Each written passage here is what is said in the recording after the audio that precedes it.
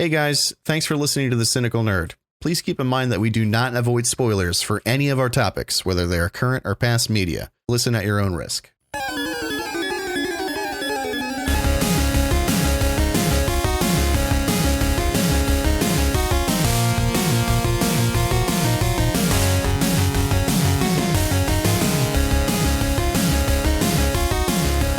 wonder how many times you can say post tonight. Oh, like in post? Like not? Yeah. You cut off a whole word when you say it like that. Post-production? Too many syllables. Get the fuck out of here. Post-prod? In post-prod. When you're post-prodding later. When you post-prodding? I'll just check my levels in post later. Sounds like some weird method to inseminate cows at a farm. You just gotta post-prod them Right. with the Didn't get enough cow cum in the cow. with the flanger. Yeah, I don't know if that's the way we want to start off the night. Shit. Just starting off with aggression. Just inseminating cows artificially against their will. No, they want it. They want to. They were born to be mothers. Let's move on.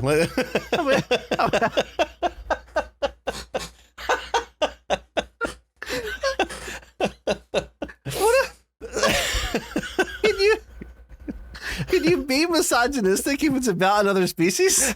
Right? I think I'm safe. I'm not sure. Tag me in the comments if you disagree. Tag me in the comments. How's he doing? How's it going, buddy? It's going, you know. It's I'm in my nice little 2.5 week grace period where last semester ended, and I did better than I thought I was for that semester, so that's fun. And I have about another, I think, 2 weeks at this point till my next semester begins. So I'm using this time to play as much Baldur's Gate 3 as is humanly possible. However, the predicament that I have run into now is that since watching a movie that is one of our MTs today, one of our very MTs on this particular episode, I now feel compelled to play the Miles Morales game because I feel like if I don't, like, it's short, so I feel like I should just do it and then it's done.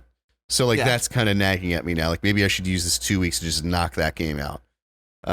So that's what's going on in my head. What's going on in yours, pal? Everyone keeps trying to tell me how my story's supposed to go. Nah, I'm gonna do it my own way. Very good. That was a 1-to-1. I'm gonna spoil my review. I love that movie. Anyway, we'll talk about it later. I'm doing okay. I don't think I said it last time, but I got you know this because we talk, spoiler alert, periodically outside the podcast. Okay, just once in a while. I got my fancy yellow guitar. It's down here. You can see a neck. That's all you get. You just get the neck. Just the neck. You gotta pay. You know what it looks like. Think of something yellow, like a bee, and then it's a guitar. Yep, you got it. You're right there. That's it. That picture, you got it. So I've been playing that more, which is reminding me that I used to use music as a really big de-stressor. Mm-hmm. And so it's lovely to like rediscover that I have that, especially right now with everything going on in life.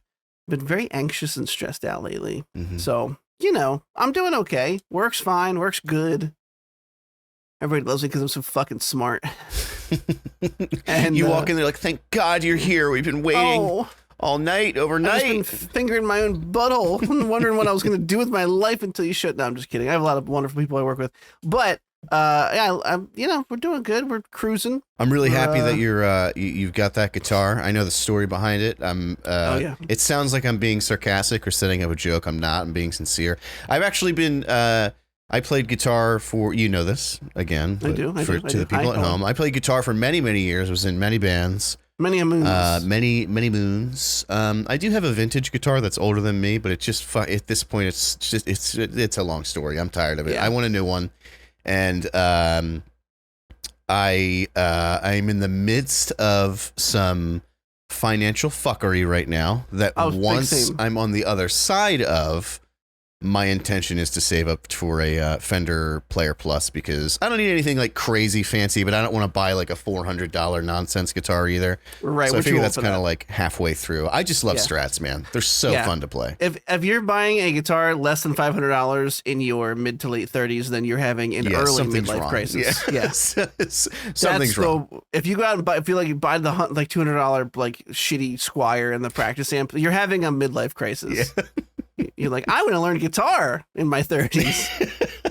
I'm not saying you missed the boat, but no, it is. It's really fair. I remember that when I was I was always like, even when I would be like playing Halo 3 or something, I had my guitar next to me, and like when I would be loading into a match, which of course back then took fucking forever, I would like pick up the guitar and play. Like I always had a guitar on me. I was the guitar guy at parties. Sorry, everyone back then. Oh no. So I want to get back into it. I want to teach Odin. So I'm right there with you. The hot heat. I don't know why I said that. It's it's fun to be playing again. Other than that, it's just normal. We're also in financial fuckery, but that's because Sam's just coming back to work. Yeah. So cash flow is quite low. And we got a lot of bills to pay. You know, we literally you just did so many rhymes, and I don't think you meant any of them. The cash flow is quite low. And then you hit a somewhere in there. It was pretty good. I am very smart, as I established earlier. Right. We did. That's a canon event. The prose just flow from my mouth and nose while I go on about my.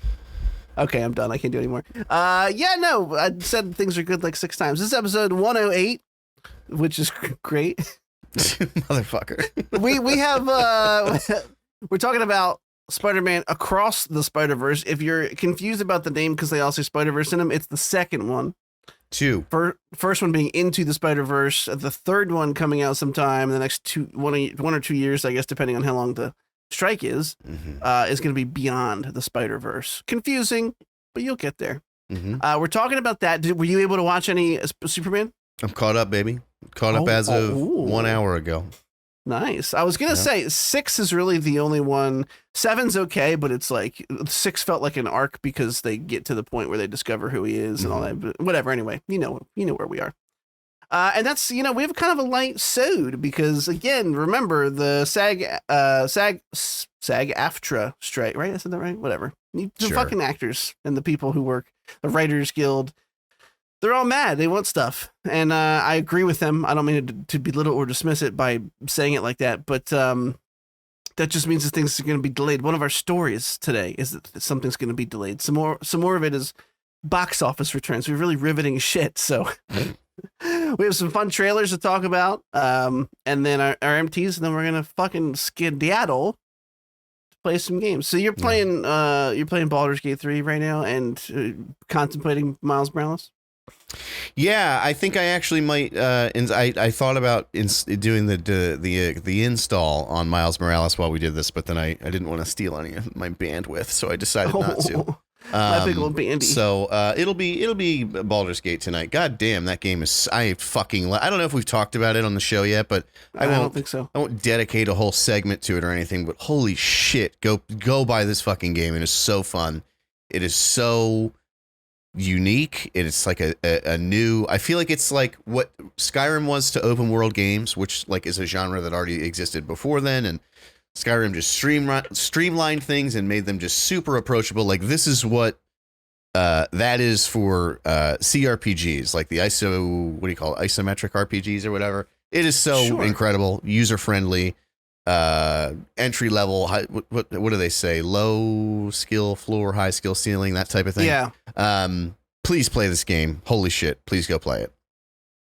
It's pretty good. I'm not nearly as far in as you. I have this weird thing where sometimes well, it's not weird. Okay, a ton of, I should say, modern day survival genre games release in early access. It's pretty common. They're smaller indie devs. They don't have a super huge budget. They release, patch in a bunch of content, a full game, if we're lucky, comes out like a year or two later. And so a little game called Grounded followed that path from a pretty well-known studio. And it's basically like Honey, I Shrunk the Kids meets, I don't know, a survival arc with no dinosaurs. Or shitting yourself. Yeah. And with no velociraptors that will murder you on your spawn point repeatedly until you rage quit the game and uninstall it. It hasn't happened to me, I promise. And Not based on a true story. Yeah. I don't know why, but in the middle of like playing all these other games that have come out, I was like, I want to go back and play that game because it was fun. And now I'm like right at the end where I have like most of the best gear and I'm in like the most dangerous places, and story wise, I think there's like a final boss fight. And I'm just going to clear that off my plate and then get back to some BG3. And it's probably going to be BG3 until Armored Core 6 comes out. Yeah, Jesus Christ, like 2 weeks, not even. And then Starfield comes out a little after that. Nightmare. And then, I don't know, like every fucking game that I wanted to come out is coming out in like a 3-month window. So, yeah, let's get into our topish. Hello, Ronaldo. How are you this evening? He said, go fuck yourself. He said hello. I'm just kidding. I definitely said hi. It's gonna be on the record. Chris, we don't got beef, but if you want beef, you better tell her I said hi, you son of a bitch. I won't tell her that you said something way worse than that. Don't worry. Let's move on. All right.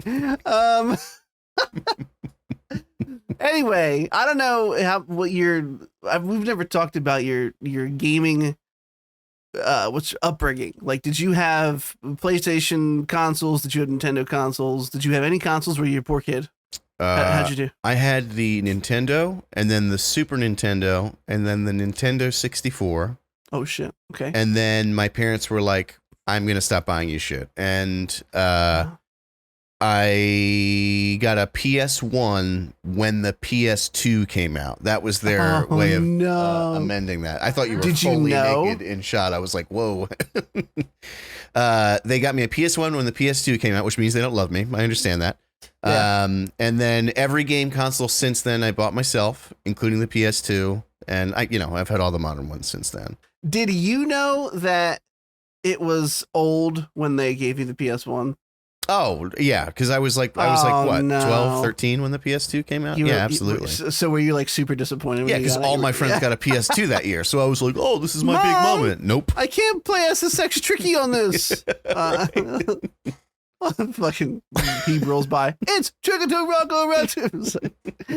Anyway, well, so I was actually very similar to you. I was almost exclusively Nintendo consoles. Not pretty. So I had a Sega Genesis, I think. In my house, nothing before that, really. I think my cousin had like an SNES. Anyway, this is not super important, but I had like a Sega Genesis, and then I went to an N64. I had a GameCube after that. Did not own a PlayStation console till the PS3. I didn't have a 1 or 2. My brother-in-law Bob had the PlayStation. He actually let me borrow his PS1 and Final Fantasy VII so I could play it. Great memories of being a child. Of the Shire. Child. There we go. Got it. Anyway, I ask all of this because the first news article is about this ballsy motherfucker. There's a really popular game on the original PlayStation called Wipeout, which I remember it being a thing, but I never really played it. That is until last Friday when this article came out. This guy ported the entire game into a web browser. It's probably running on Unity or something in browser. You can go play it right now for free. It's the whole game. It's just, shitty keyboard controls, of course, no controller support. I played like 3 games of it when I first read the article. Very fun. He did this because there is currently no way to access this game. And this was his, maybe misguided, depending on your views of this article, way to basically say like, Sony, come take this down and release your own remaster. Yeah. Like, this is, it's a ballsy move. I don't know how successful it's going to be because you could just get sued. This article mentions his first and last name, so it's not some like alias, some dude like hiding behind a handle or something. Like, this is a person who's like, hey, here's who I am, and here's how you could ruin my life with lawsuits, which is ballsy, and I respect it. He's like, hey, take it down, cool, but then release it on your own. Do your job. I don't know. Takes big old newts, in my opinion. Yeah, I agree. And really, the end of this article, the whole point, the reason he did it was because he called Wipeout abandonware because the source code was leaked publicly. Sony did nothing about it. And they've made no attempts to remaster, port, or otherwise bring back the PS1 Classic. It's my understanding that the only way you can play this is if you have a PS1 with a fucking original Wipeout disc. Like, you can't go back and buy this digitally. So, you know, I don't know. Look, if to me, games should have a much shorter, like, public domain window than some projects. Like, I don't, obviously this is not going to work. It's why I don't run a business, but like that, there's old original PS1 games to me, like they should just be free somewhere. Yeah. I don't like, come on. It's 2023. I never played this game. I don't play any racing games because You didn't even play like Star Wars Pod Racing? no, I did not. I played Diddy Kong Racing. That's really the only one I ever played. Because they bring out the absolute worst in me. Like, I hate losing in racing games. It gives me such overwhelming anger that I have no just way to stop at all. So I just avoid them. When someone's like, "You want to play the new Forza?" I'm like, "I'm good, man. No worries," because I will end our friendship if I lose. I'm going to make sure FT has Mario Kart set up and ready to go. The next barbecue. I played Mario Kart too. That one's a little different. But no, I just can't do it. It gives me horrible anxiety. I'm already kind of a sore winner, but I think I usually take losses on the chin pretty well. Not in racing games. Not in racing games. Just blowjobs, non-racing right, games. Yeah. I could see that. I just don't gravitate towards racing games. Like when we got the Switch, Samantha and I both played Mario Kart. She has a like a really fond memory of, what is it, Banjo and Kazooie, like Nitro Kart Racing or some shit like that, Nitro Circus. And I had never played that one. It feels, when you play it now, it just feels like everyone was just ripping off Mario Kart. Yeah. But which, you know, is true to an extent, I guess. But I don't grab it. I've never. I mean, the last like racing game I think I ever like played and was into was like Need for Speed Underground. Remember that? Yeah. Good. No, because I didn't play it. I avoided it intentionally. But you know deliberately. of it. But I know of it. Yes, I do know of it. When you first mentioned Banjo-Kazooie, I thought you meant the original game. Which, goddamn, what a banger! Holy shit. Were you a Banjo-Kazooie boy? I didn't play it. I didn't have a PlayStation. Up. Yeah. That's N64, baby. That's rare. Was it? Yeah. No, I didn't play it. I don't have a good excuse. I just didn't play it. I was too busy playing what was the Gemini game? Jet Force Gemini was a fucking great game. Holy shit. That game was highs. And everyone I bring it up in front of has the same reaction. Yeah. They're like, "Oh my fucking God." It was just cool, except for when you had to go around and save all the tribals. It's like, yeah, it turns out that wasn't optional. Go find them or you can't beat the game. Anyway, let's move on. Yeah, what are we talking about right now? Let's go. Episode 108. I'm just kidding. We've already started talking about articles. It's too late at this point to remind you of the episode number. Which we'll do a number of times. 108 times. Yeah, it's one less than 109.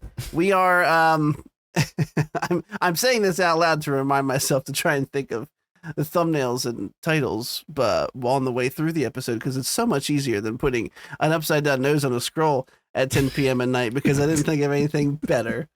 Well, you might be thinking, wow, Chris, that was my amazing artistic choice you did last time. No, 30 seconds. That's what that was. Anyway, works. Random. Yeah, it was just topical, at least. Random article in here about the SAG-AFTRA strike. Again, you know, we might end up not doing week in review if all we have are the same things about these typical situations. But for now, still fairly fresh. Jeopardy. Yeah, I know. You don't turn on the cynical nerd to hear about talk shows or game shows, I should say. But they try to do something kind of shitty. And of course, we love to poo-poo on people who are dickheads. So the Jeopardy players were offered an opportunity to return. They all decided to stand with the writers and strikers. So what happens is a lot of the clues, the things that are on TV, they are written by a writer's room. Those writers are on strike, obviously. The show is planning on utilizing unused, already written clues and recycled ones from past seasons. And they didn't tell people they were doing that until after they sent out invites to come back on and do the live show. So it was very vague and shitty things that they were trying to do, because obviously they're hurting for money. Their shows aren't on the air. It's just what the strike is intended to do. Yeah, I don't really, shitty, poo-poo. You were called out. You've been called out. I don't know. I don't know where I land on this one. I'm going to be honest. And maybe I just don't have a full scope of like understanding of it, but I just feel like, I guess when you said that it's all about basically the cutting off of funds, I can see how that would be effective because you're essentially allowing them to bypass the fact that they have to, that they need writers. But to me, it was like the contestants on the show are not the people striking, right? Like they're not writers. And so it seems like some of them just publicly, in my cynical brain, publicly denied to return to the show just to be like, look what I did for the Writers Guild. Like, isn't that, I'm not even a writer, but I'm with you. Like, I don't know. Maybe I'm just a cunt. No, maybe I'm just a cunt like the people who own Jeopardy. Who knows? There's a little bit. Maybe there's I'm a little on bit of that there. Payroll, For sure. You don't know. Maybe they're tossing a little change. some change my way. Maybe get some Jeopardy change every now and then. You don't know. No, I consider myself an optimistic, hopeful person most of the time. But even I can, of course, there's a little bit of that. Look what I did in here. There always is. Yeah. It's the same reason I tell you that I gave a poor person money the other day, even though I didn't. I denied her a sandwich. But you tell people you got her the sandwich, so when you feel good, you look good, which makes you feel good. I don't think I could ever lie about that. I just take it. I just took it as you know what I mean, like telling people I helped somebody when I didn't. Don't get me wrong. If I stopped to help somebody, I would tell someone, at least Samantha, so she knew that she married a good one. Right. But lying about it, that feels like that's scum. Well. Plus, if the way that you deny them is so funny, there's no reason not to share that story. Yeah, like my brain shut. Did I tell this story on the podcast? I don't remember. It's possible. I don't know. I was very mean to a presumably homeless girl, and I because I panicked. Well, fuck it. We might as well, right? We don't have a lot of news articles. Let her rip. But the next two are box office reviews anyway, or news anyway. You're not missing anything. I woke up very early to go meet Derek to go shoesting one time. I promise. So just the only reference to shoesting will be in the whole story. FT, looking at you. I woke up. It's early on a Sunday. I think it was. It's like 8 or 8:30 or something like that. Which I know most of you are like, ooh, crybaby. It's early for me. Okay, I had drinks the night before. I didn't want to have drinks the night before. Well, I did, which is why I felt. Which is why you did. Yeah. Woke up, stopped at Wawa. I'm one of those people that's like, for the first hour that I'm awake, I'm non-functional, or at least subhuman, I would say. Subhuman's a good word. You probably can't have a conversation with me because I don't want to have a conversation with you, and you'll get grunts in return. So on the way to avoid me showing up like this to see my best buddy Derek, I stopped to get a coffee. And when I pull in, I see someone standing outside the door, and as is common, and if you don't have a Wawa around you, which is a convenience store, I'm assuming she's going to ask me for money, which is a pretty common occurrence. So I in my brain, I'm tired. I preload the I don't have any cash on me sentence, because I don't carry cash on me. It is an excuse, yes, but it's true. I hate carrying, but my wallet is a slim thing that just fits my cards and my license, and I hate, fuck, if you're going to steal something from me, have fun. I'll shut the card off before you get it, dickhead. So I'm like, I'm ready. She's going to ask me for money. I'm going to say no. I'm going to go about my morning. I walk out. I go up to her. She says, I'm homeless. Can you buy me a sandwich? And I looked at her, and my brain was not ready to process the answer. So I just went, no. And then there was like a half-second pause when I registered what I had done. And I just turned and went quickly into the store, and then started to freak out because normally my argument that we've talked about is that I would rather buy them a sandwich or a drink or something than just give money, because I don't know what they're going to do with the money, and I don't want to fuel a cocaine habit or a drug problem. I don't know why I specifically went to cocaine. Maybe just like the way it smells. That's a really stupid joke. But I was horrified, so much so that I hovered around the door, just outside peripheral of the door, so I could see that she was gone before I left, because I was so embarrassed at how fucking blatantly rude I was. And now I'm going to go to hell for that. Yep, that's it. That's what did it. It's the last straw. Well, thanks for listening to episode 108 of this. I had a guy stop me. He ran up to me, and I mean physically ran up to me outside of a liquor store. This was like, man, this is pre-Odin, so like 3 years ago. And Yoden. he put his hands into my hands Oh no. and started to pray. And I was like, in my head, just like, if you did this to the wrong person, you would get punched through your chest and your heart would fall out the other side. Like, you're lucky that I'm fat and a gigantic pussy. Or, you know what I mean? Like, but seriously, like, that's crazy. I don't know. I was happy to say no to that guy. Yeah. I was like, I am overwhelmed with joy to tell you I am not buying you any liquor. Good day. Did he try to like pray with you? That's what he did. He like said the Our Father, and I was like, "What the fuck?" I'm holding this person's hands. They're in my hands. I'm like, it was so weird, dude. See, I would have liked that too because I would have gone, I'm an atheist, or Yeah, or just nothing interrupt. happens when you die. Sorry to. Yeah. I don't want to. Okay, I'll let you finish. All right, moving on. Guess what? That movie Oppenheimer that I saw that you didn't is doing very well. It passes Interstellar at the box office. That's actually crazy that a biopic, it's about 3 hours, largely not much action in it, is beating original sci-fi movies like Interstellar. They don't know if it's going to beat Inception, but the fact that it's doing so well is pretty incredible. Just throwing this out there. If you want to go see it, I'm still open to going to see it with you because it was a great film. I do want to see it. I keep hearing really good things about it, and well, you're in demand though. You've had multiple offers to go see it. I have a lot of options. I have quite a few. It's very. I feel like a marketable person because I have so many. You know, who do I want to let down? Who would be the most fun to disappoint? Is really where I'm at. You're flush with choices, as one might say. You're swamped with. I don't. I'll tell you what else I'm flush with. Shit filled in my stomach. I have to take a shit. I'm sorry to tell you. I ate dinner right before this. I was afraid it was going to happen. It's happening. Anyway, all right, where you're back were we? from pooping. I'm back. We're talking about how well Oppenheimer's doing, which is not super surprising given no one's got a pretty solid track record amongst the movie-going audiencios.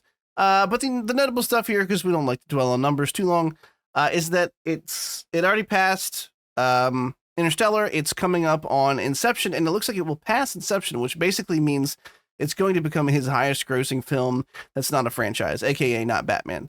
That's pretty impressive for him. And I also didn't realize this, but he previously had done almost all of his films at Warner Brothers. This is one of his first at Universal. He jumped ship. So Universal's probably fucking thrilled right now with all the cash they're raking in with a literal rake. And huge boners over this one. Warner Brothers probably pouting with their fucking arms crossed. Yeah. But I think I said this when you gave your initial thoughts on it, but people whose opinion I trust on movies seem to like this movie, which makes me... I brought mine too, baby. It's right here. Which makes me hard in my pants. It makes me have an erect penis. So, yeah, no, I can't wait to watch it. Right, Yeah. All right, next, enough about money. Let's talk about money.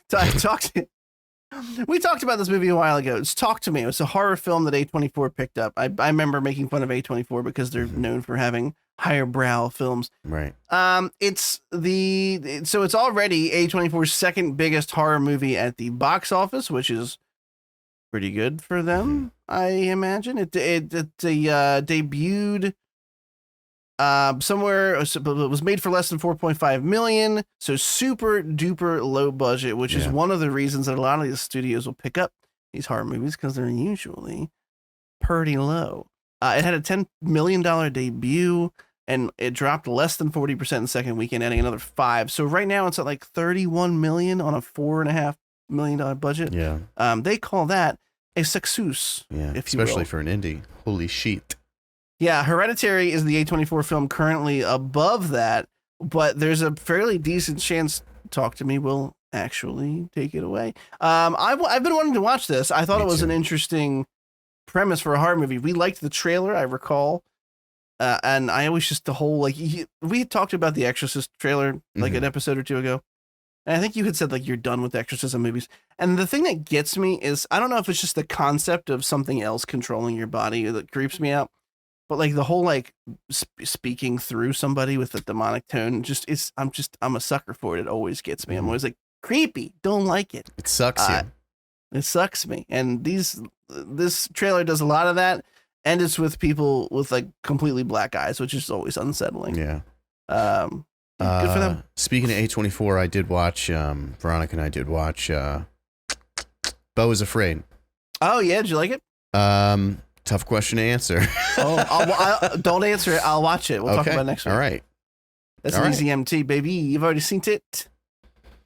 Now here's some sad boy news. Because of the ongoing strike, Tron 3 production has been officially delayed. Now they say scary words like delayed indefinitely, and that's just because they don't know when they're going to be able to start again due to the strike. That is sad. You and I discussed this before. The sequel, I think, was sort of beat up a little bit in the trades when it came out, but I rather liked it. Yeah. It's especially going back and watching it, I'm like, this is just fun. Yeah. Amazing soundtrack. Holy shit. That's one of the big truly legendary, but just has a great sense of style. Very unique sense of style. Very stylish, if you will. And I hope that the third one can emulate some of that. Obviously, Daft Punk is donezo now, so they're not going to, I would imagine, they're not going to do the soundtrack. So that's a huge boner dethroner, as we say here on the show. As we have said, yes. But either way, no, I look forward to the third one if and when it ever comes out. Can I tell you something crazy? I never watched the first one.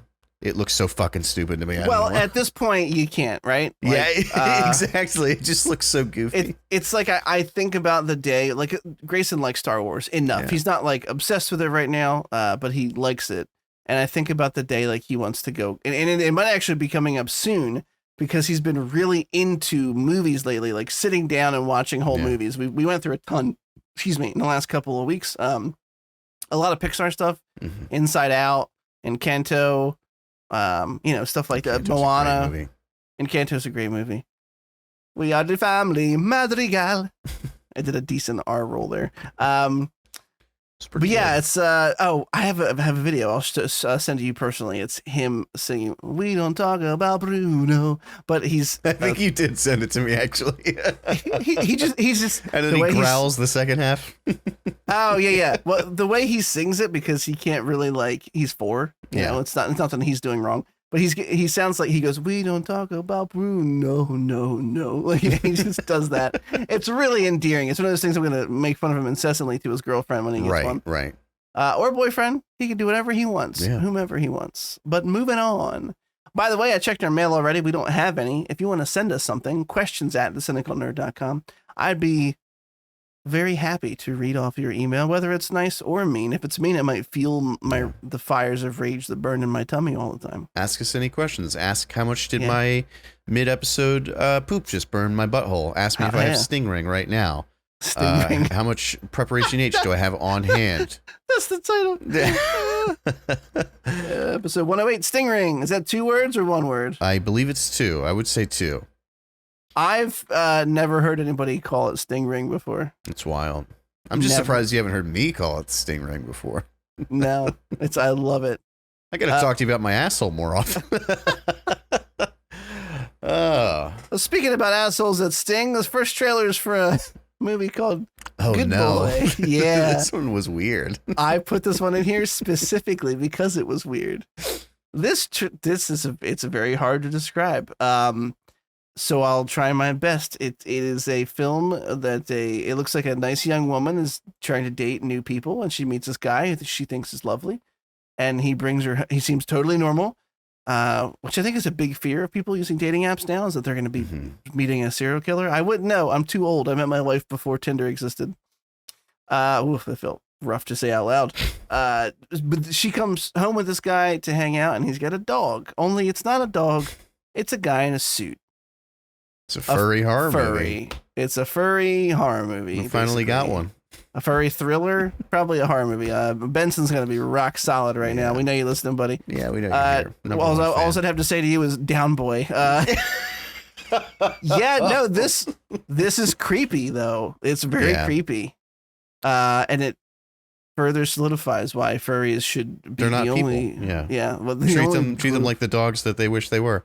Yeah, lock them up in kennels. The idea, the premise behind this trailer for the folks at home is, like Chris said, she goes back to this guy's house. They do a little bit of diggensies. They have a digging appointment. And then the dog turns out to be a guy in a dog costume. But the guy is like, who she went home with, the quote unquote normal one, is like very intense. Like, you have to treat him like he's a dog. Like, it's very, it has a very weird vibe to it. This better not have a underlying pro furry message, or I will have wasted the time that I spent on watching it out of the just sheer morbid curiosity. No, I it's feel inspired in me. I feel like the director should be added to our group chat. Like, Right. He's got to be one of us. Say, Now come join us. There's only one in here that you're not going to like. Yeah. Well, I don't know how Peep is. Peep's kind of on the fence about it. Yeah, it's 1 versus 5 right now. Don't worry. There's 5 of us. You can be number 6. Yeah, we're going to dogpile on him, pun intended. All right, but so I don't even see a release date on this. This is from Saban Films, and I was like, interesting. Is that like the same Saban that like released Power Rangers? There's no release date here That would as be of a yet. crazy market jump. Yeah. They're like, we need to expand our portfolio 35 years later in the weirdest way possible. Yeah, you remember them fighting crime? Well, they're not here, and there's a killer furry. Okay, moving on. Well, let's talk about a way to kill a franchise. That's the Continental from the world of John Wick, a Peacock original, which just exudes all kinds of huge red flags. Huge red flags of I was going to say confidence and sarcastically. This trailer's bad. So bad. CGI is really poor, even for like a, I don't know, you figure even like if someone jumps out of a window at some point and it was so noticeable because it was really, really fake looking. Yeah. I was like, why would you put that shot in the trailer? But hey, they got Mel Gibson. Yeah. To phone it in. His Yeah. one line of monologue was so like he just remembered it 5 minutes before they yelled action. Or someone standing behind the camera, like holding the piece of paper up. So he's, like you can see his eyes darting across the page. And they just didn't want to call him on it because he's so anti-Semitic. So they just wanted to keep him in their good graces. I got the thumbnail already too. I'm gonna replace the head of that dog with Mel Gibson, and it'll just be Gibson in a doggy suit. Oh, Gimp Gibson.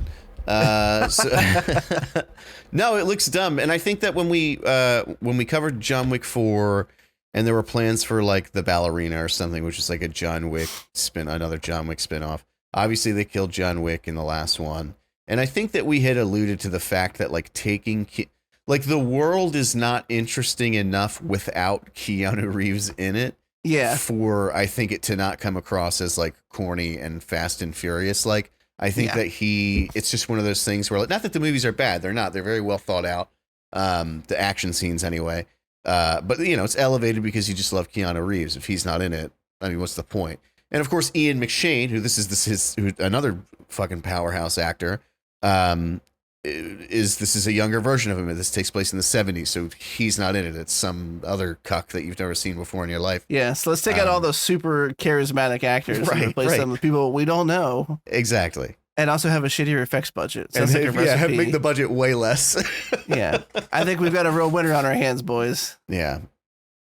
Yeah, it doesn't look good. Stinky butt stuff. It just does not look. It looks like, remember that Freeform channel? It's like if they asked Freeform to make the next season of Daredevil for TV, right? Like that's the vibe I'm getting from it. Yeah, I just don't like it. It reeks of desperation so much so that in the title is From the World of John Wick. They have to put that in there, right? So it's John Wick technically. It's coming out September 22nd. Guess what? I will not be watching it. Yeah. It's really a disappointment because the movies, even like the lesser popular ones, like I think 2 is probably the least popular one. Yeah. It's still a solid fucking action movie. They're all very good. I've been wanting to rewatch the first one because it's just, I haven't watched the first it one since is it came out. so juice because it's so clean. Yeah. Don't get me wrong. Like the world building can be a bit silly, but like it's fine. It doesn't annoy me. But the first one is it's just a clean premise. It's dude gets his wife dies, left him a dog. The dog gets killed, and he fucking murders everybody because of it. That's what I was gonna say. I think that was the simplest one, and every movie after that felt like it had to expand on the world, and those expansions felt kind of stupid. And so the first one just is itself without having to like justify how much further this world goes out to the reaches. I don't know. So I really want to go back and rewatch that one. And like the fact that like everyone is terrified of this guy, but they don't tell you why right away is so choice. It's very good. It's a very fun action movie. Anyway, moving on. Don't watch this show. Next. Don't do it. Just watch the John Wick movies. Just do that. Video game announcement. We've talked about this before because it was a tweet that actually spoiled who it was. Mhm. If you remember that. TMNT, The Last Ronin is a game. Unfortunately, it's coming out from THQ Nordic, which is fun. They're a decent studio. Yeah. The problem with this is that there's really nothing here. It's just an announcement trailer. So there's this cool thing they do with like 4 candles and they go out one by one. Obviously, if you have any idea what The Last Ronin is about, there's only a single turtle left. The other brothers have died to various things. And the whole point of the mystery is you don't know which one it is necessarily. And they play with that a little bit to great effect. It's a really well looked upon book. I'm not going to spoil it in case you don't know because this thing isn't even out yet. But the article that wrote about this game a couple weeks ago, or the outlet, I should say, spoiled that shit like with the tweet. Yeah. Which is kind of garbage because it's part of the fun. I hope they switch it up for that reason because I hope so too. I read that, first of all, the reveal in the comic book series is actually fairly early on, like I would have thought it'd be towards the end. But I also learned that the comic book series is only like 4 issues, and I'm like, maybe I'll just fucking get this shit and just read it. Like that would literally take like an hour. But no, I don't like cinematic trailers. I've said that 100 million times, but I do think that the whole candle thing was a cool way of sort of making the point without being like having a voiceover like all of the turtles except for one die. No gameplay whatsoever. I don't know. I really want this to be good. It's a cool concept. Very cool, yeah. And I want it. Yeah, anyway, let's move it on. Let's move it along. And this is coming to PlayStation 5. It's the only thing they tell us. They don't tell us if it's coming to a different platform. It's just coming to PS5. It's in development. That's it's it. coming. They have a really cool little graphic of like some robot ninjas with swords jumping towards our Last Ronin. And that's cool. And moving on. Okay. Next up this is fluff. We barely have to talk about it. We did not watch the first season. That they made an I Am Groot show on Disney Plus. They're making a season 2. It looks goofy. If you're the kind of person that loved Guardians of the Galaxy 2 because Groot was a baby, then I don't like you as much, which hurts my feelings a little bit because my wife loves Baby Groot, but like she also likes the movie as a film. You know, it's a little bit more. But fuck her for that Groot thing, though, right? Yeah, you can say but fuck it here. her This for is the a Groot safe thing. Just kidding. Just The kidding. one Sam, thing that love I you. chuckled at was that there was an ice cream truck spaceship and it played the fucking music that everyone's heard their entire lives. Classic. That's it. There's not. If you're a little kid, you probably like your kids might like it. September 6th. If you're a little kid, you shouldn't be here. You really should not be listening. You're in to the this wrong podcast. spot. Yeah. But if you somehow made it here this far, now you know not to continue listening, but to go watch I Am Groot season 2. You're welcome. Yeah, and season 1's out right now. You can go watch that. Yeah, you could do that. With moving on. Okay, bye. This is cool actually. This last trailer that we have, they're making an anime. It's coming out in 2024, 2025. It's a little ways off, but this is like a 30-second teaser, and it's about Bruce Lee. It's called House of Lee. And I mean, Jesus, does anything fit anime style better than doing something about like Bruce Lee? Yeah. All the animation in this just looks really fun. He punches a dude and it turns into like a flock of ravens, or what do they call that? Is it a score? I don't know what you call a bunch of fucking murder ravens. of crows. A murder. That's right. But I said ravens and not crows. Yeah, I guess it I don't still know. works. I don't know. Who knows? We'll We're not switch it. birdologists here on the show. Anyway, House of the Dragon. This looks cool. Created by Shannon Lee. Again, there's no release date, but just really neat announcement, and I'll be watching it. I don't watch a lot of anime. It's pretty common around these parts if you've been here for a while. Bruce Lee's a huge piece of shit. He was a huge piece of shit, but he's also a super interesting person. He sort of married the world of like cinema and martial arts, but he didn't very notorious for not respecting stunt doubles and would tag them, which is to intentionally hit them. That's fucked up. But weirdly enough, he was not respected by the larger martial arts community because they saw him as basically like a fraud. Like you're taking this sacred art and you're just doing it basically for commercialism. So he was sort of, brought these two worlds together. He was kind of a dick, but he was still an extremely, extremely important linchpin in modern filmmaking. So I look forward to it as well. I would hate to assume by the last name, but it seems like it's made by his estate, a family member. Yeah, I'm here for it. It's actually Bruce Lee's daughter. Okay. Shannon His Lee. daughter. I also was unsure. Yeah. But yes, it is indeed. It She's the is. only living child of Hollywood film star and Kung Fu master Oh, Bruce wow. Lee. Well, we know how our boy Brandon died. Yeah, that's fucked up. He got He got murdered by crows. he did. I brought it around. It's okay. It's not offensive if it's a joke. Yeah, no, that is very sad. He got Alec Baldwin is what he. Yeah, what he did. got Baldwin before Yeah. Baldwin. Yeah. I'm sorry. Why do they Rip use Brandon real Lee. guns on movie sets? I think we've talked about this before, but that's just so fucking bizarre to me. Yeah, even if like Jesus, yeah, even if everyone's like these are fake, I'd be like, I'm not doing it. Yeah, right. Even if there's a 1% I'm not doing it. chance, I'm not gonna do it. Okay, we're done. We're ready to talk about our main topics. We're ready to skit scat skaboodle to our MTs. Let's just jump right in. We'll I want to do my adventures so we can spend as much time with Spider-Verse as we want to.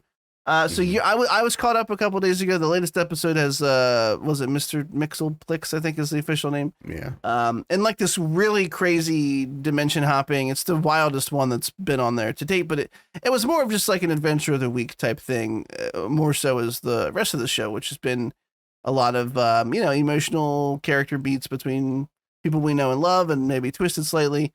Episode 6 was really cool because it had some weird shit in it. I don't know how to talk about it. So you finally saw the line that I spoiled for you, where she's like, "Did you know you were bulletproof?" And he says, "No, but I know you are not." And I was like, "Oh man, that's really good." How have you liked the show so far? Are you digging it? Are you hating it? In typical fashion, because I knew that line was coming, it really I didn't ruined hit me it. that I'm hard. sorry. No, I it's knew fine. I was doing it. I actually said when we did cover the first 3 episodes that I liked it and I had planned to watch more of it, but I just didn't really have time. But I plan to continue watching it. I think it's a fun show. I think that this is how you should go about reimagining something when you do it, or like rebooting. There's enough of like the core DNA there that it's not like a complete departure, but it's done in a very cool style. It's like kind of an anime. It at least takes like huge notes out of that notebook. I said note twice. It's too late. I already said it. It's recorded. I love it. There's like odes to anime that I really love. There was Gurren Lagann, which I never shut up about, in the one with the gorilla, the little mutant things that they attack. Yeah. Sendo Tet. That's those are all modeled after mechas from Gurren Lagann. Oh, cool. In the latest episode, when they open up the thing where he gets the little hat that gives him the psychic powers or illusory powers, whatever. Guts from Berserk, his sword is on the wall. So there's just these cool little odes in there that it's like, I don't know, I just like those little nuggitos. It's a Spanish word for nuggets. Right, of course. It's very good. It's extremely charming, which is what I like about it the most. Spunky, short-haired tomboy Lois Lane is tremendous. She's amazing. I would die for her. I would lay down in front of a moving car for her and not be Superman. I would die. It's great. I love it. I don't know what else to say. No, it's easy to talk about because it's just a good show. Like if you like Superman at all, it's definitely a big recommend. And like you said, like, we talked about it last time and you mentioned it here, but it's a cool, like, reimagining where like the pieces are a little off center from what you know, which makes them interesting enough for us to watch them fit back together, basically. So Jack Quaid is voicing Superman. I think he does a really good job with the voice, actually. That's Jack Quaid, really? Yeah, it's Huey, baby, from Boys. Our boy. What? Yeah. That's crazy. The VA work has been really, really good so far. Yeah, he's doing a great job. They're all doing a great job, Yeah. but just because I know who he is, I'll call him out. Yeah, I really loved the gorilla episode. Thought it was really neat that those two were in love. It's also kind of a Gorilla Grodd reference. I thought that's where they were going, but they never say the gorilla's name, so it didn't really happen. And yeah, even the latest episode, which was much more action focused and like this, like kind of one-off interdimensional adventure. We get introduced to this like League of Loises or whatever. I thought it was cool how at the end the hook into the next episode was that she finds out that they made some sly joke to her earlier in the episode to like, oh, I've already won 2 Pulitzers by your age, and she's like, oh, that's common, huh?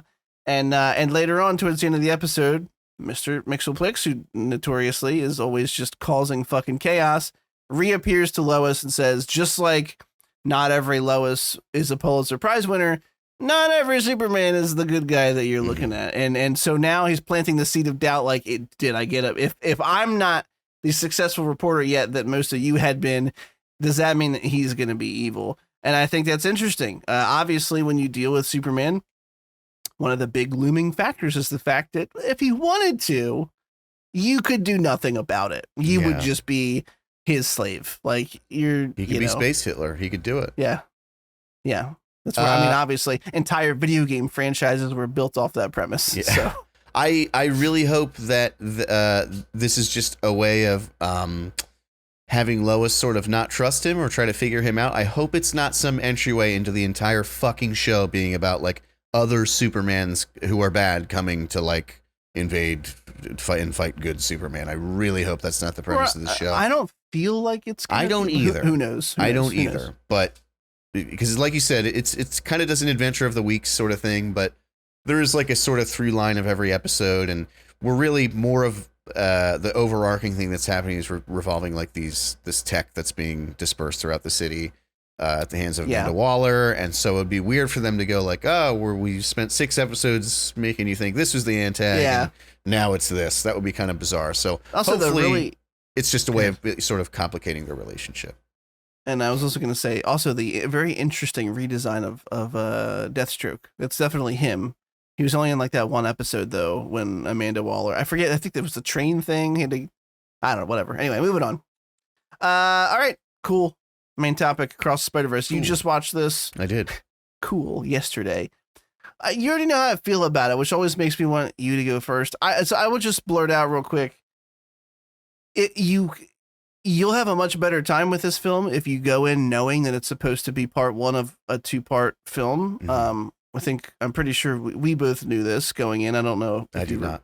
You didn't? I didn't know. We talked about it before. We did? A long time ago. Yeah. Oh, well, then you might have had a worse time because it kind of stops at a good part. You're like, what? So again, grain of salt, and this was a very long time ago, but we had heard that the sequel was split into 2 parts, 2 and 3, because the film was going to be too big. So this ends on a pretty big cliffhanger. Nothing's resolved yet. In fact, there's some cool shit that happens right at the end. Anyway, without burying the lead, I like this movie a lot. I think I mentioned to you that like within 8 minutes I had shed a tear already, which was true because they start off right in your face with Gwen Stacy's origin, and I watching her father and the hatred he had stored for Spider-Woman or whatever they call her there, and then to see him like. She pulls off her mask and says, "Dad, it's me. Stop." And he's like, and he does like the whole hardened resolve, like hands above your head. Yeah. And she's like, "What?" It was so sad to me.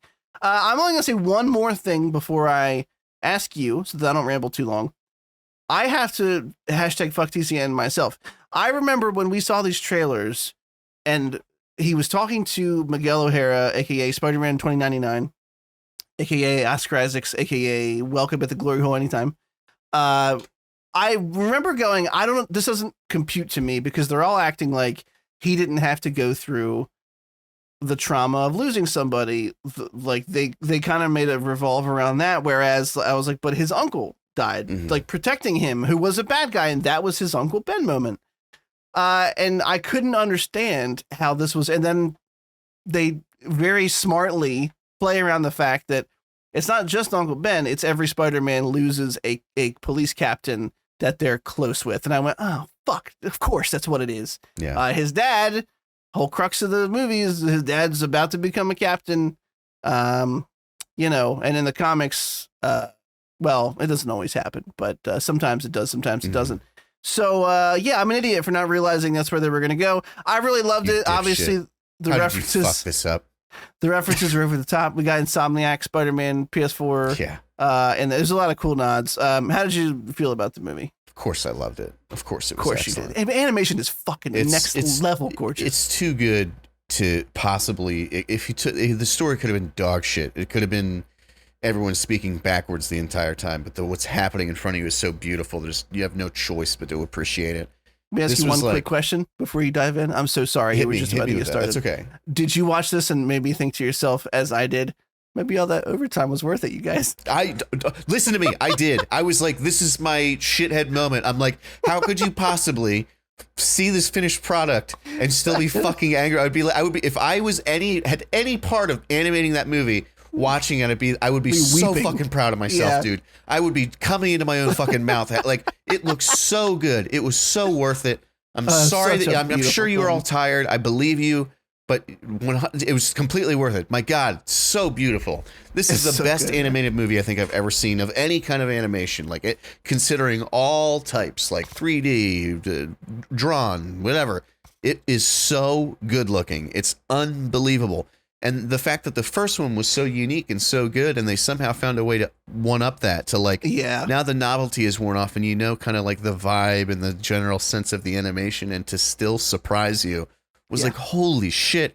And I feel like they gave you with the trailers enough to go like, hey, we have a couple tricks up our sleeve, but like they really kept their aces in the deck. Oh, they got man. me. Like, They got me with the Earth thing. yeah, dude. And it was so clever because they planted the seeds early on about how, like, Miguel yells at him, like, you're not supposed to be here. Your spider came from another dimension and bit you. yeah. And whatever. And they fucking do it. And then when the reveal happens, when he's talking to his mom and she says little shit like, oh, you changed your hair. And then it bounced right off me. I didn't even fucking Me catch neither. it. I know. I was like, what? And then what is they try to do when it's the reveal? Oh, Gwen like pops into his room and she's like, he's in the wrong universe. Yeah. Like, holy shit. And the whole ending with him being an alternate Prowler Yeah. fucking really got me. They surprised the shit out of me. It was good. But no, I didn't, or I suppose I forgot that it was going to be split into two parts. And so there was like, Veronica and I rewatched a couple scenes today because we were just so amazed by it.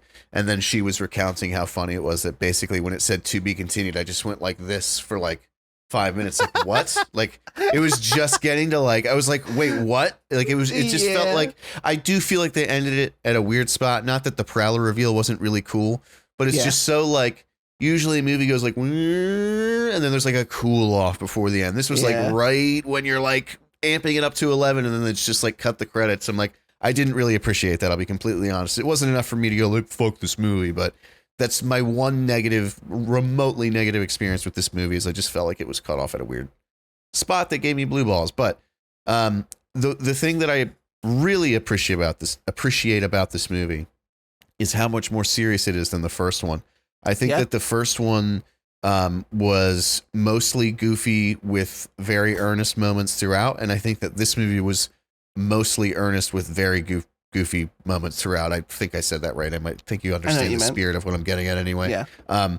It really delves deeper into the characters, and there's just more serious topics at hand. Like, I want to make my parents proud, but it was just so non-superficial. It was such a deep dive on both Miles' part and Gwen's part. Like, it was so fucking human, dude. And Hobie, Spider-Punk, was dude, it was so incredible, dude. When Miles breaks out of his little thing and Yeah. Hobie just like smirks and then opens the portal and takes his bracelet off, he's like, by the way, I quit. And he just leaves. I'm Yeah. like, this fucking guy is awesome, man. Yeah. He was voiced by the guy from, I should really know his name by now, but the guy from Get Out. I don't know if you knew that, but he was incredible. Oh, nice. Like you said, the cameos were great, showing like Toby's Ben dying and Andrew Garfield's Uncle Ben, like all that stuff was just so cool. At one point, his roommate Garfield was actually Gwen Stacy because they were in the middle talking right, about right. Captain Stacy, whatever. And the one point, Miles' roommate is playing Insomniac Spider-Man on the TV. I just all these stupid Fun little fact: nuggets. he was playing Spider-Man 2. He was playing the new one coming out. Oh, really? Oh, that's Yeah, cool. you can't really tell because it's like benign gameplay, but yeah, they talked about that.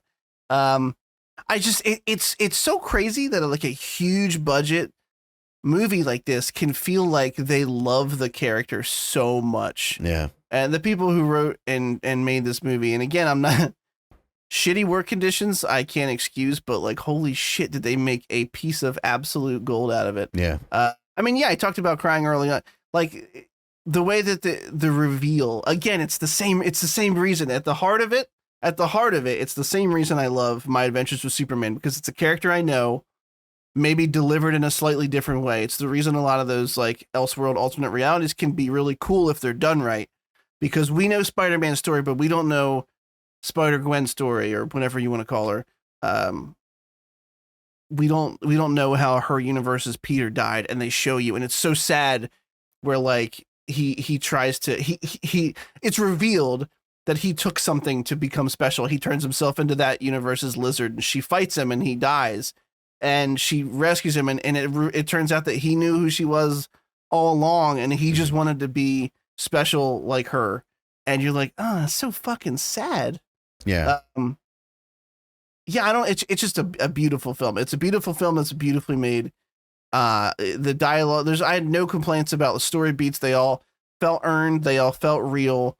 I understand why Miguel is so upset at Miles. That's what I was going to say. There's really no well, there are antagonists. There's really no villain of the movie, and that's what I like about it. Like, even Spot, I love, by the way, that they introduced him as this goofball. He's voiced by Jason Schwartzman. You think he's just going to be this, like, throwaway guy in the beginning, and then he ends up, his origin story is actually, it's kind of sad. Like, it's kind of, you get why he might really be upset with Miles, or, like, take out his misunderstanding on him anyway. And man, I hate to bring up Gurren Lagann twice in one day, but I will show you the villain from Gurren Lagann, and how I swear to God, not his white with black spots look, but how he looks towards the end when he's all crazy looking. Yeah. I swear to God, they not stole, but like kind of yoinked some of that from Gurren Lagann. I'll show it to you and you can tell me. But Miguel O'Hara, I cut you off, so I'll keep it short, but okay. Totally understandable. He like slipped into this life where he could like not be a hero and just have a family, and it was taken away from him, and he probably doesn't want anyone else to go through that loss. So even though he's kind of a dick, it's like he's really just looking out for the well-being of everyone. So the part that choked me up, I don't know why, but when he's in the midst of all the Spider-Mans, whatever, and he realizes that they all knew, and he's just like looking at Gwen like, you knew. And then at Peter B, and he's like, you knew, and like Peter can't even look at him. He like shoots his eyes down to the ground. Yeah, dude, what an earnest movie. What a heartfelt and just fucking genuine. It was great. It was really great. Seeing the evolution of Jake Johnson's Spider-Man, the mentor to him in the first movie, where you know that he really loves this kid, and he has a moment to give that really earnest, loving thing to Miles, where he's like, the only reason that we had a kid was because I hoped it could be as cool of a kid as you are. Yeah. And like, you know, him and Gwen, is they understand that on paper what Miguel O'Hara is saying is the right thing to do, but they can't do it because they know how good of a kid Miles is, and they see what is happening to him and what will happen to his life if they force this thing to happen. And the whole, like, they call her, I think it's Mayday Parker. That's what her name is in the comics anyway. I think that was what her name was here. Adorable. That's a cute, lovely continuation of his character arc in the first one, where at the end he went back and to try to make amends with Mary Jane. He obviously did. Mm-hmm. I really love it. I mean, we could just continue gushing about it for hours, but it's super well written. I mean, Jesus. Yeah. Yeah. Really see fun. this movie. You should go watch see it. Yeah. Now I'm really inspired to. I can't imagine it would live up to it, just because there's inevitably going to be comparisons between them. But now I really want to see the Ninja Turtles movie, which apparently did not make its animators suffer in any way, shape, or form. But but I heard it was good. I heard it was very good. I've heard very good things about it. Yeah. I heard it was charming. I heard they did a lot of good stuff here. It's reviewed very well. I also want to see it. Fun little nugget about that movie is I heard that, like, generally with any kind of animated thing or video games, anything with just voice acting, is they generally have the actors sort of do their voice lines just whenever they can fit it into their schedule, and then somebody just splices them in together into a conversation. I know what you're gonna say. And I'll let you do it. Thank you. I appreciate that. Thanks for letting me have this one. And our boy Seth Rogen insisted that all of them be in the same room, so that it was like came across as a more natural conversation. Shit like that, I don't know. It's just interesting to me. And I heard the banter between them is really good. It's part of the charm is that they're teenage banter. Yeah. And they talk about how putting the teenage in TMNT is really, but it's the kind of thing where when you're gonna reinvent a franchise, not reinvent, I guess, but like redo a franchise, how do you make it fresh? It's like, just go back to what made it popular in the first place. Yeah. There's not adults, they're goofy kids, mutant kids, but they're goofy kids. Anyway, all right, we'll stop gabbing. We're done. That's it. We're completed. I finished. I also have finished. And now it's time to clean up. Where can I find you at? They can find me on Twitch and Twitter at Dr. Gloom MD, which is spelled DRGLOOMMD. And Christopher, if I wanted to see you stream or perhaps see some of your thoughts on X, because it's not called Twitter anymore for some fucking... I'm going to call it Twitter out of spite for the rest of my life. X is just the dumbest thing. It really is. Where could they find you if they wanted to, hypothetically? And I'm sure they would, because you're a very interesting person. That's very nice of you. I barely tweet, though. But I appreciate the vote of confidence. You can find me on Twitch and Twitter at Crispy Mana or Mana. That's CRISPYMANA. M as in Mancy. N as in Nary. Nary you do. All right. All right. It's been episode 108 of the Cynical Nerd Podcast. Stingring. And we will see you in the next one. And we'll see you next time. Signing off. Bye.